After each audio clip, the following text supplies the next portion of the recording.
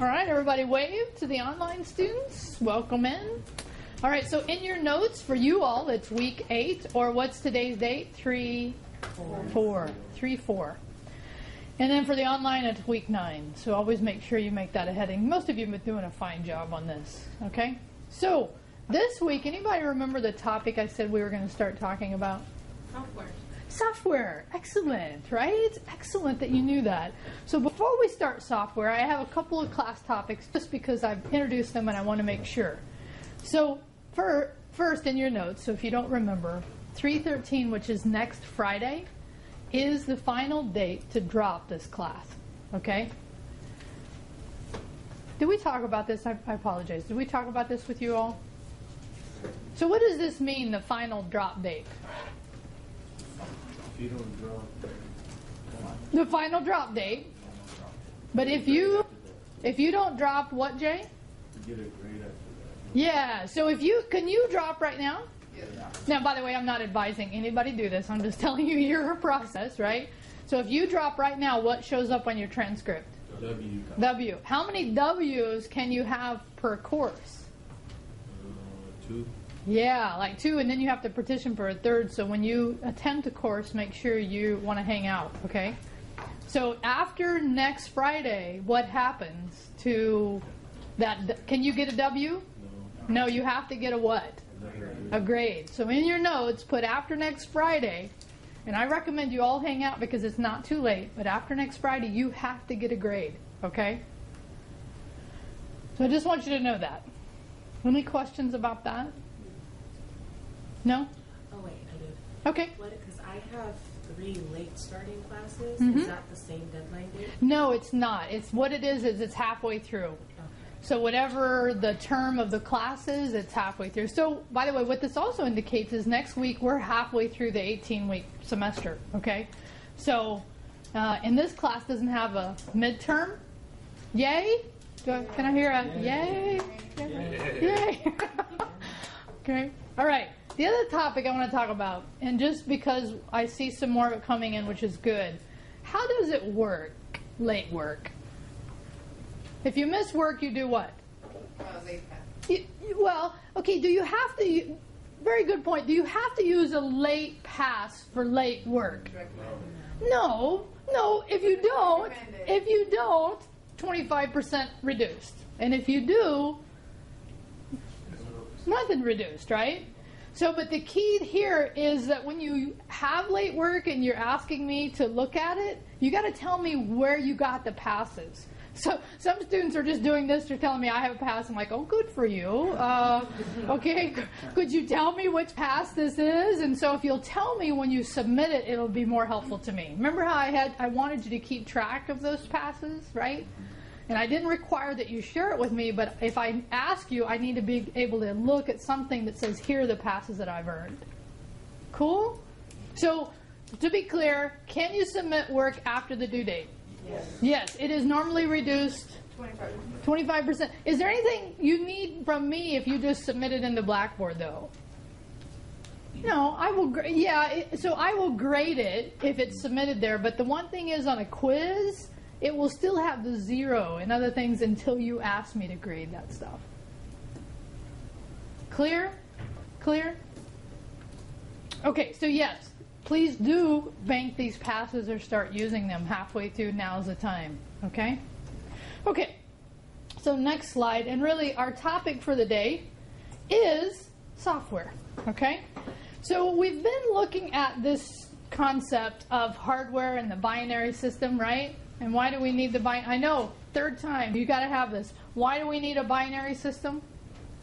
Or why do we use a binary system with computers? Why?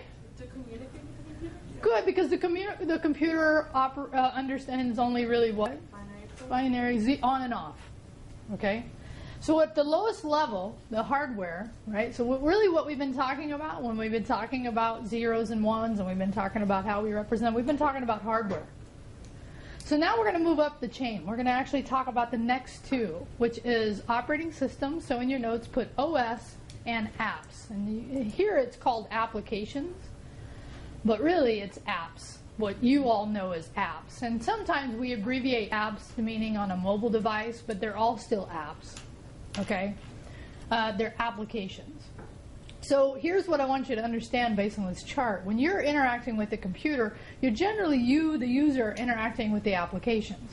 And the applications are interacting with the operating system, and the operating system is interacting with the hardware. So really, here's another way to look at this, is that these two right here, the operating system and the applications, make up software. Or this is what software is, the two big categories we talk about, okay? So just because I like to make sure we're on the same page, can somebody name an operating system? Windows 7. Windows 7.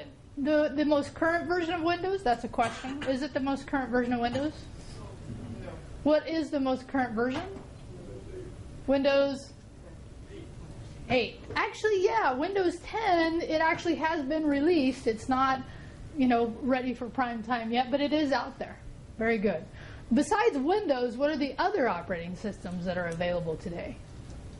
Linux. Linux, very nice. That's open source. We talked about, for the online students weren't with us, but we played Jeopardy the other day and we were talking about open source.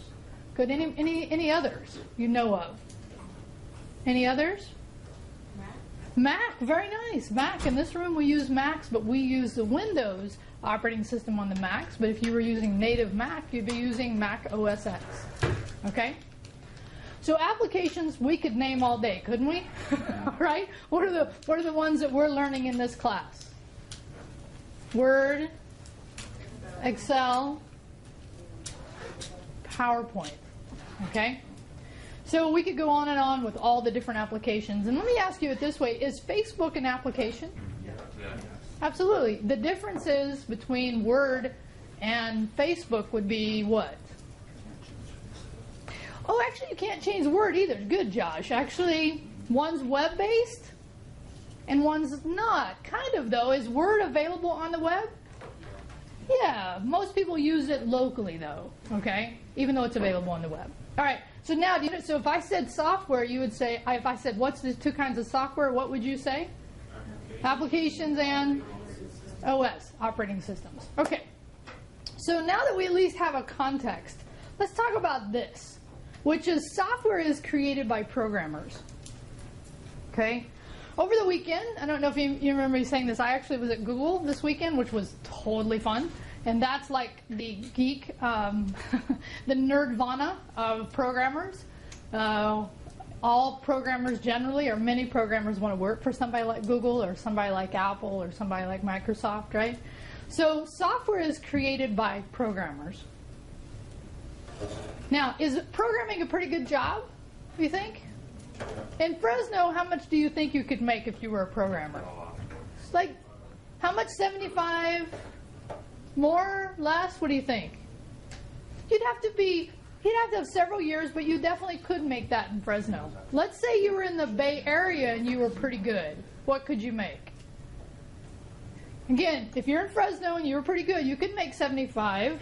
But if you're in the Bay Area, how much could you make? 130. Yeah, 130, 140, easy. Okay? So this is a decent job these days, okay, to have. And I'm impacted by other economic situations like outsourcing as well. But I want you to see this. So programmers write, and this is my next thing that goes in your notes, programmers write source code. Okay? So we call this coding. So no matter who you are, whether you want to be in programming or not, having some programming skills are important. There's been a movement as of the last couple of years to really make everyone, high school, elementary school, and community college, have some kind of programming skill, okay? Because imagine all the applications that need to be written in the world. Right now we have a lot, and there's a lot more to be written. So everyone has, no matter what your job, would benefit from some coding skills, okay? So software is created by who? Programmers do what? Write source code. Now that source code, depending on who they're writing it for, could be open or closed. So if you're writing source code for Microsoft Word, do you think you share that with everybody in the world? No, that's closed source or commercial. But if you're writing something like Linux, then that's open source, so everyone can see the source code. Okay. Now, today, you're going to, this is pretty much all the lecture I'm going to give you. Today, you're going to have an experience of Code.org. Okay? So let me show you what Code.org is. It's actually a website that was created, and it's a movement, like I was saying before, where everyone learns to code something. Anybody done any of, have you seen this? No. No? So actually there's some pretty well-known faces in this video, right? Anybody know, can name some of them? Shakira. Ashton Kutcher. Shakira. And Halle Berry. I don't know. And Angela Bassett. But it's funny, nobody knows this guy. Yeah, Mark Zuckerberg, who created the Facebook, okay? So here's the deal. This classwork, I'm going to give you one of two things that you get to complete, okay? How many of you like Frozen?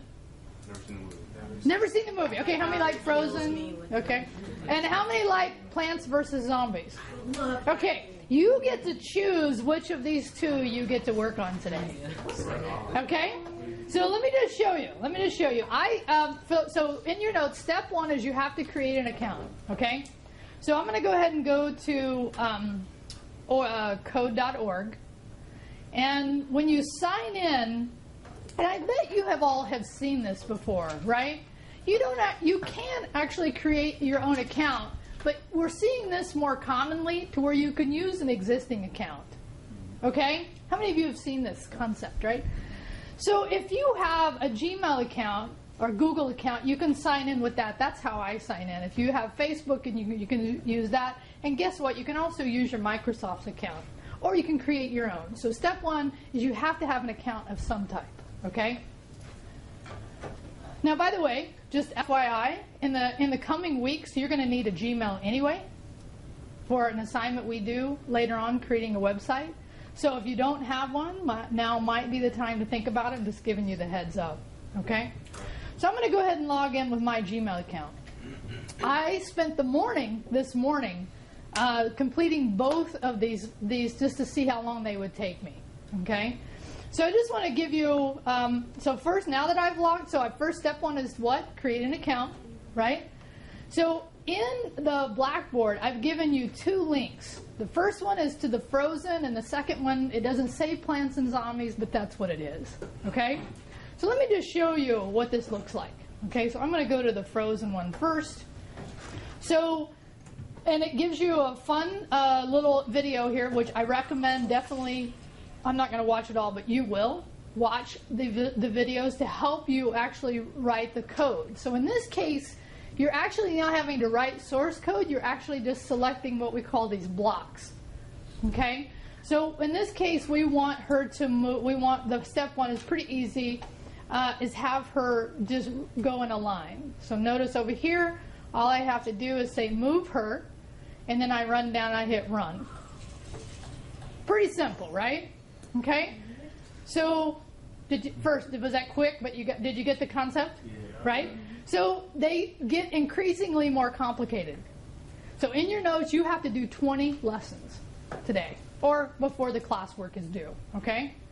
So I'm going to show you. You go all the way to the end, and at the end, you actually get to do something really fun. As you get to create some kind of wonderful, like I'm going to create a fractal. And then I'm going to run it. And what's cool here, check this out, you can actually do it slow or fast. And by the end, I was so tired of watching her skate, I did it really fast. So watch, so you can say how fast she creates, skates and creates these images, right? So, all right, so first you got it. How many lessons do you need to do? 20, okay? At the end of 20, you just take a print screen. And here's how I'll know you did 20. First, I'll see your name up here, and then I'll see all the way to 20. Okay? Make sense? So once you take a print screen, you know what to do from there, right? Upload it, share it, give me a link. So that is the Frozen one. Now, let me show you the Plants vs. Zombies one, which I thought was also totally fun. So let's see, did I get in there? Oh, let me make sure I gave you the right one. Did I? Oh, okay, I have the wrong link, but I can find it real quick. It's pretty easy. So I'm going to go down here. Oh, here it is. I'll give you the right link in a minute. But here's the Plant versus Zombies. And again, every third or fourth one, you actually get a video showing you how to do it. Oh, sorry. But actually later it becomes Plants versus Zombies. You start with Angry Birds, and later about halfway through it switches to Plants versus Zombies. But it's the same concept, right? So in this case, you want to move the Angry Bird to get on the pig. Right, so you move forward, and by the way, in this case, to get to the pig, how many times would I need to move forward? Twice. So I'd come over here, I'd grab another one, right, and then I'd zoom out real quick so you can see this, and then I'm going to zoom down, and then again, the idea is run. Okay? It's actually really fun. I spent way more time than I should have this morning playing with this, but it was totally fun. So again, how many steps do you have to do? 20. Now, if you do this one, let me just give you a little warning. So put this in your notes. If you do the Angry Birds Plant versus Zombies, about 18, they start to get a little more challenging, but you can totally do it. Which, by the way, anybody know who this guy is?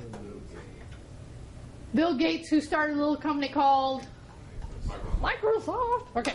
He was a programmer. He did a little programming in his time. So about here, because you start doing these if-then-elses, totally fun, but it takes a little more work. Okay?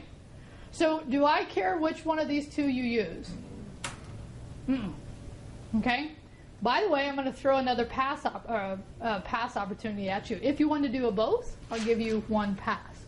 Really? Yeah, one pass for doing both. All right, everybody clear? Yep. All right, so what are the two choices you have? Plants versus Zombies, Angry Birds, Frozen. How many do you have to do? 2. Yeah, 1, but 20 lessons. Good. 20 lessons. And if you do both, a pass. And if you do both, you have to give me a print screen to both. Okay, so what are we talking about today? We're talking about coding. Creating source code. And actually, when you're doing this stuff, even though it seems really simple, let me just tell you that if you were taking a beginning computer science course, this is actually kind of stuff they would have you learn concepts on. So don't think this is just for kids. This is actually really real-world stuff that helps you introduce some really fundamental computer science stuff. Okay? Yeah? So like if I want to write Java, this will help me write Java? It'll help you understand the concepts of programming. Because like a key concept in programming is this idea of repeating something until, also asking a question, if this condition exists, do that. Once you understand those concepts, then programming anything is really learning syntax. Syntax is really the code, the language you use to write the program. So what's kind of fun here too is it actually will show you the code that it's actually writing when you're throwing these blocks up there. Okay? All right. Sound fun? Sound fun? Yeah? All right. So actually, that's all the lecture I have. The rest of the time you want to spend doing this, right? So let's say goodbye to all the online students. Oh, let's say goodbye, and then we'll drop off. Okay?